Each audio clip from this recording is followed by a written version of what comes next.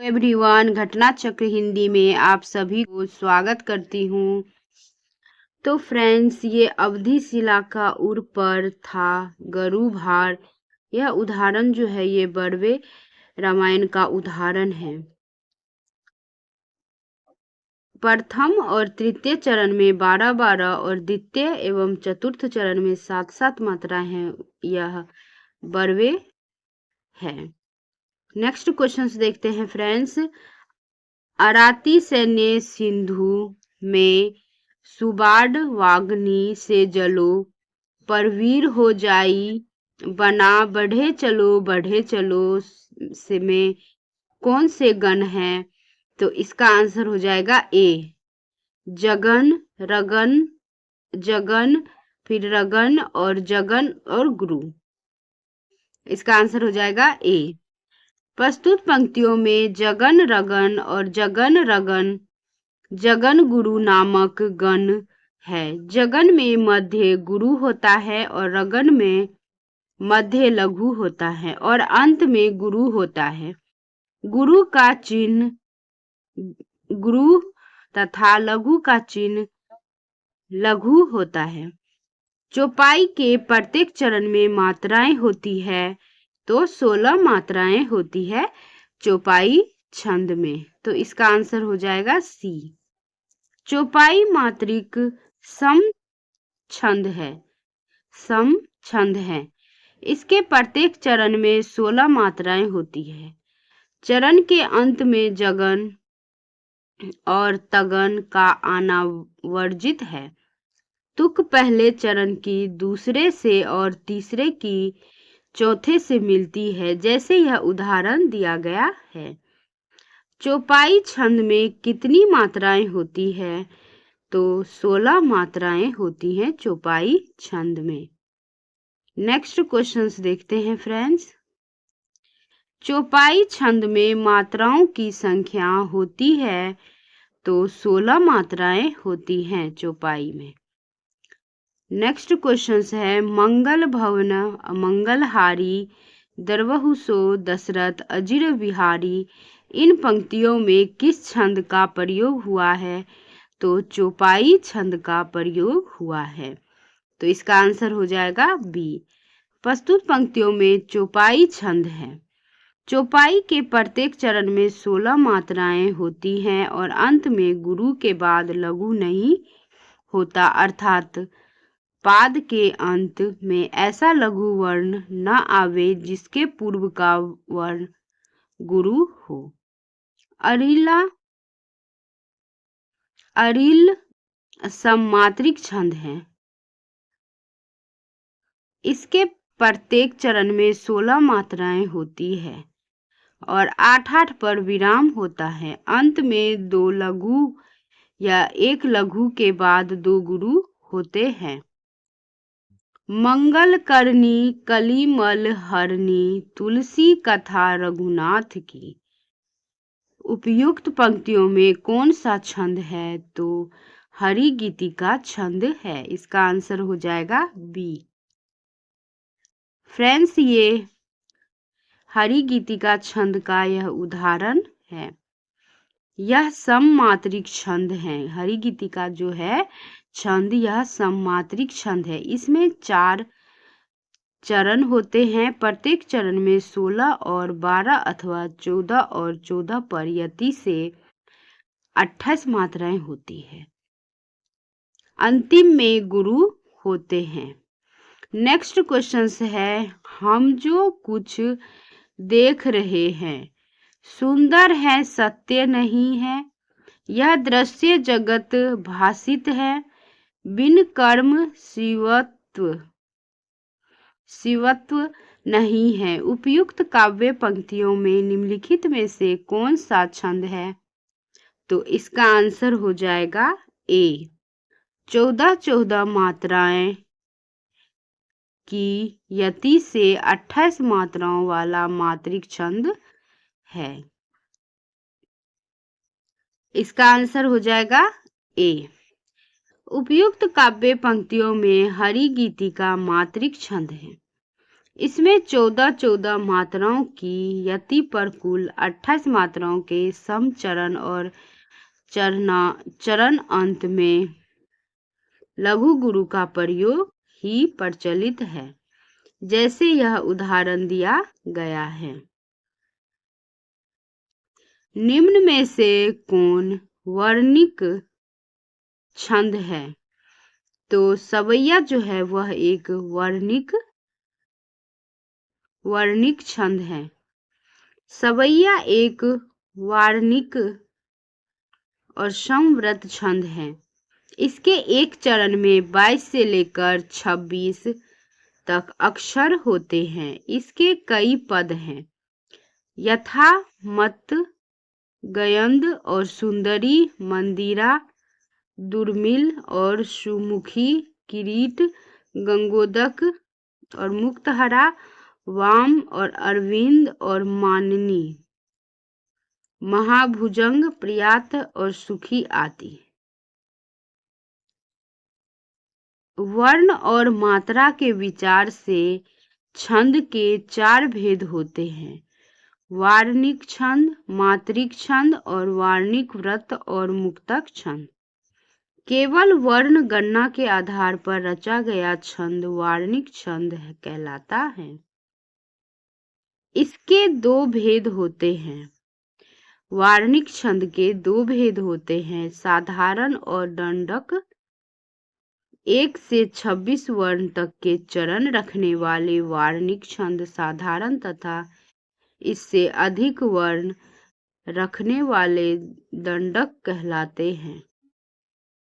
वार्णिक व्रत उस सम छंद को कहते हैं जिसमें 4 समान चरण होते हैं और प्रत्येक चरण में आने वाले वर्णों का लघु गुरु क्रम सुनिश्चित होता है। मात्रा और गणना पर आधारित छंद मात्रिक छंद कहलाता है। वार्णिक छंदों में किसका विचार होता है? तो वर्णों का। नेक्स्ट क्वेश्चंस देखते हैं फ्रेंड्स। वार्णिक छंदों में गण कितने प्रकार के होते हैं? तो 8 प्रकार के गण होते हैं। 3 वर्णों को मिलाकर एक गण बनता है। गुणों की कुल संख्या 8 मानी गई है। इसे आसानी से याद करने का प्रसिद्ध सूत्र पिंगल के छंदशास्त्र का है। या माता राजभांस लगा, यह सूत्र है गण याद करने का। इस सूत्र में प्रथम 8 गणों यगन, मगन, तगन, रगन, जगन, भगन, नगन, शगन के नाम पर आ गए हैं।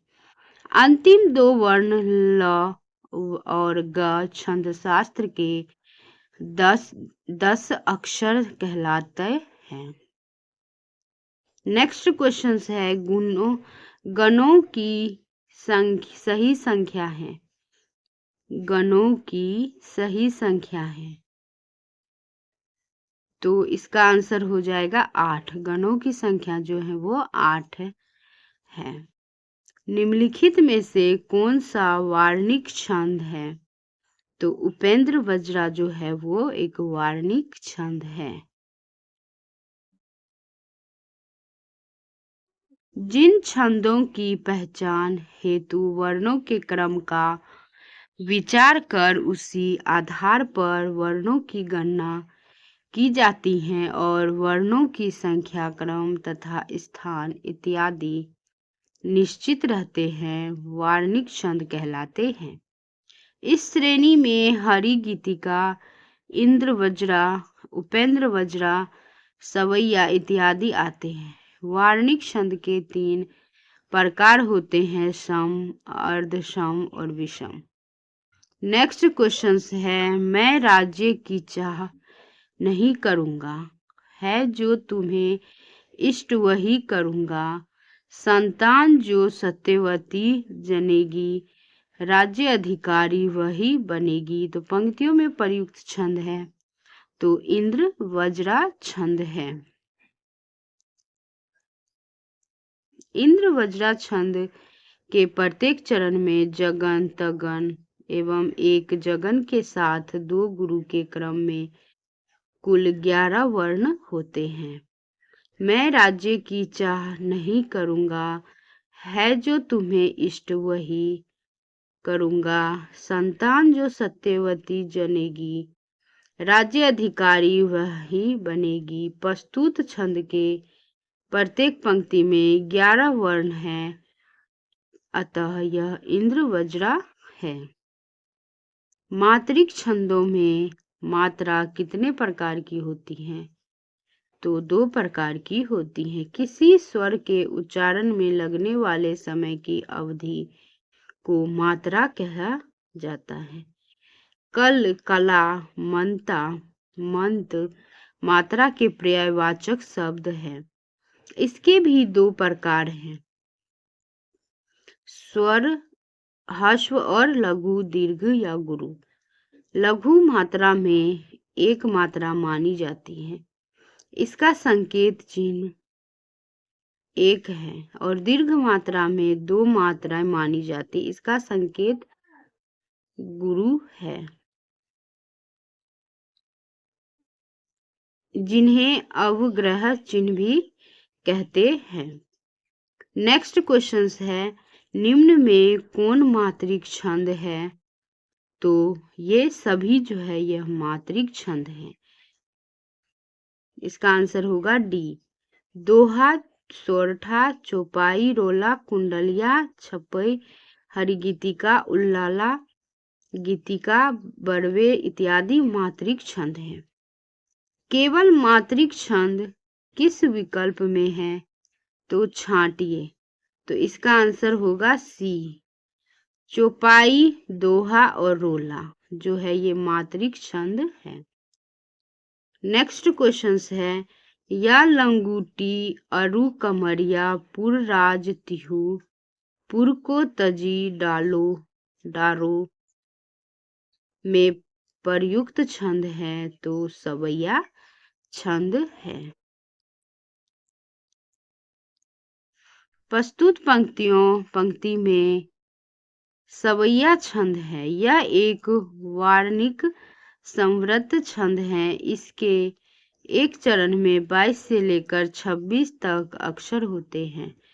नेही महाब्रजभाषा प्रवीण और सुंदर तानी के भेद को जाने, भाषा प्रवीण सुछंद सदा रहे, सो घनजी के कवित बखाने। कवि प्रशस्ति में लिखा गया उक्त सवैया किसका है? तो इसका आंसर हो जाएगा ब्रजनाथ का है। घनानंद और उनकी रचना की प्रशस्ति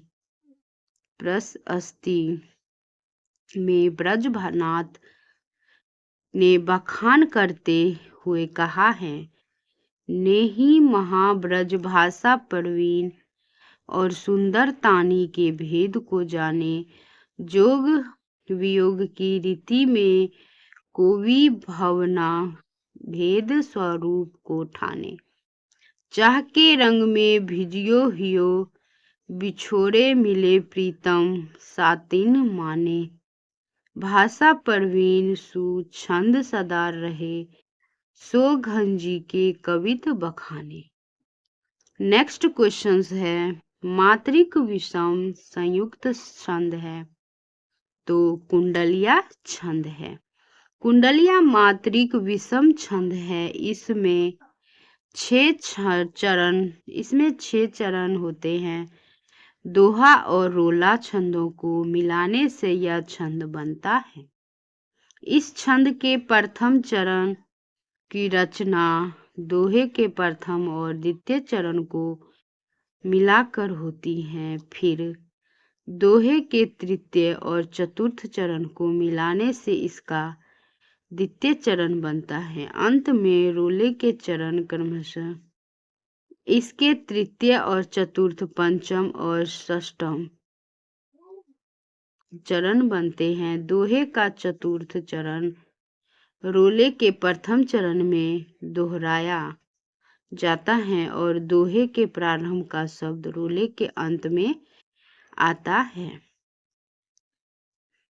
इनमें से किस छंद में प्रथम अंतिम चरण समान होता है? तो कुंडलिनी जो है वो प्रथम और अंतिम शब्द का समान होता है। कुंडलिया विषम मात्रिक संयुक्त छंद है। दोहा और रोला छंदों को मिलाने से यह छंद बनता है। इसमें 6 चरण होते हैं।